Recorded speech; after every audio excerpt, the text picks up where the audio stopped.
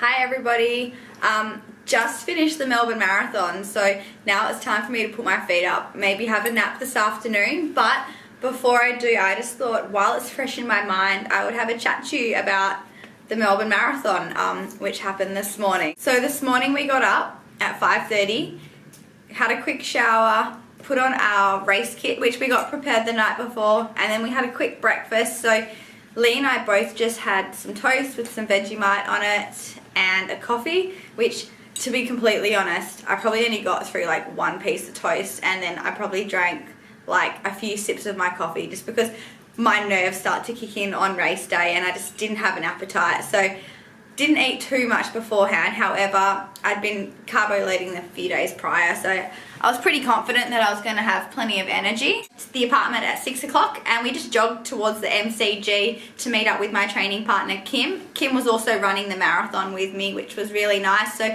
we did our bag drop and then we went into the change rooms. So with an elite start, I got access to the change rooms, which gives me an opportunity to beforehand have a chat to some other athletes and ask them how they feel and just chill out and relax really.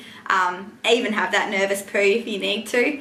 And then we got escorted to the start line. So we got down to the start line with enough time to do some stretches and do some drills, and before you know it, the gun was going and we were off, and race went pretty well to plan. My goal was to run between 2 hours 41, 2 hours and 43, and I managed to do that 2 hours 43. So that was an average of 3 minutes 51 per kilometre, and for the entire race we pretty well sat on that in the group that I was in. So there was about 8 or 9 of us in my group and nobody knew anybody, but we all seemed to work really well together. When we got to a drink stop, we'd all get into our single file, grab our water or our hydration, and then we would regroup again, and everybody just seemed to chat and have a bit of fun along the way, which was really nice. With 5Ks to go, I was in 6th position, and at this point I was okay with that in the back of my mind because I knew that I was going to get a personal best in regards to my time.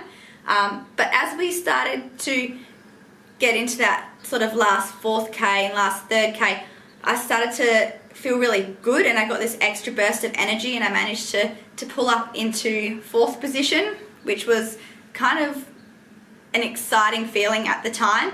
And then with only about 1,500 meters to go, I sighted 3rd, and the guy that I was running with, Kim, he said to me, "How bad do you want this?" And I said, "I want this." And for the last sort of 1,500 meters, we just put down the pedal, accelerated, and yeah, had a massive sprint finish and pulled up 3rd. So I got a podium. Thanks, Lee. So there's my trophy.